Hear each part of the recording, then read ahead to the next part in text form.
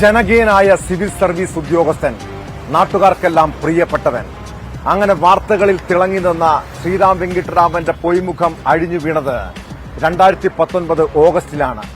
മാധ്യമപ്രവർത്തകൻ KM ബഷീറിനെ വാഹനമിടിപ്പിച്ച് കൊലപ്പെടുത്തിയ കേസിൽ ശ്രീറാം വെങ്കിട്ടരാമൻ തന്നെയാണ് പ്രതിയെന്നതിൽ ആർക്കും സംശയമില്ല. എന്നാൽ അധികാരം ഉപയോഗിച്ച് ആ കേസ് അട്ടിമറിക്കാനുള്ള ശ്രമങ്ങൾ പലതവണ നടന്നു. 5 വർഷത്തിന് ശേഷം ഈ IAS ഉദ്യോഗസ്ഥൻ വിചാരണ നേരിടണമെന്ന് കോടതി ഉത്തരവിട്ടിരിക്കുന്നു. കുറ്റപത്രം അടിസ്ഥാനരഹിതമാണെന്ന പ്രതിയുടെ വാദം തള്ളിയാണ് നരഹത്യാ കുറ്റം നിലനിൽക്കുമെന്ന് തിരുവനന്തപുരം ജില്ലാ സെഷൻസ് കോടതി വ്യക്തമാക്കിയത്.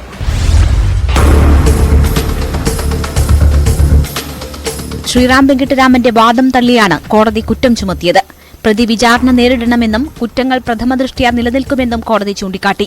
കേസിൽ കുറ്റവിമുക്തനാക്കണമെന്നാവശ്യപ്പെട്ട് ശ്രീറാം വെങ്കിട്ടരാമൻ നൽകിയ റിവിഷൻ ഹർജി നേരത്തെ സുപ്രീംകോടതി തള്ളിയിരുന്നു. കേസിൽ നരഹത്യ, തെളിവ് നശിപ്പിക്കൽ കുറ്റങ്ങൾ പുനഃസ്ഥാപിച്ച ഹൈക്കോടതി വിധിക്കെതിരെയായിരുന്നു ശ്രീറാം വെങ്കിട്ടരാമൻ സുപ്രീംകോടതിയെ സമീപിച്ചത്.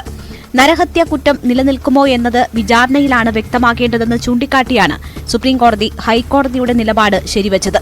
ഇതോടെയാണ് നരഹത്യാ കുറ്റത്തിന് ശ്രീറാം വെങ്കിട്ടരാമൻ വിചാരണ നേരിടാൻ സാഹചര്യമൊരുങ്ങിയത്. തിരുവനന്തപുരം 1ാം അഡീഷണൽ ജില്ലാ സെഷൻസ് കോടതി ശ്രീറാം വെങ്കിട്ടരാമനെ കുറ്റപത്രം വായിച്ചു കേൾപ്പിച്ചു. കുറ്റം ചെയ്തിട്ടുണ്ടോ എന്ന കോടതിയുടെ ചോദ്യത്തിന് പ്രതി കുറ്റം നിഷേധിച്ചു. തുടർന്ന് ജഡ്ജി KP അനിൽകുമാറാണ് പ്രതിക്ക് മേൽ കുറ്റം ചുമത്തി വിചാരണ ചെയ്യാൻ ഉത്തരവിട്ടത്.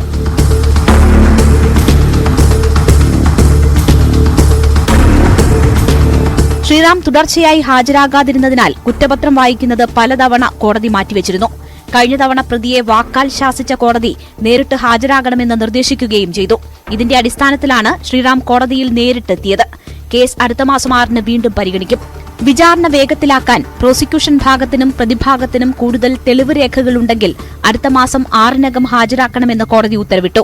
2019 ഓഗസ്റ്റ് 3-ന് പുലർച്ചെയായിരുന്നു ശ്രീറാം വെങ്കിട്ടരാമൻ ഓടിച്ച വാഹനമിടിച്ച് KM ബഷീർ കൊല്ലപ്പെട്ടത്.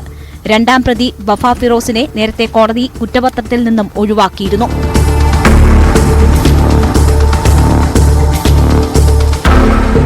ന്യൂസ് 18 തിരുവനന്തപുരം.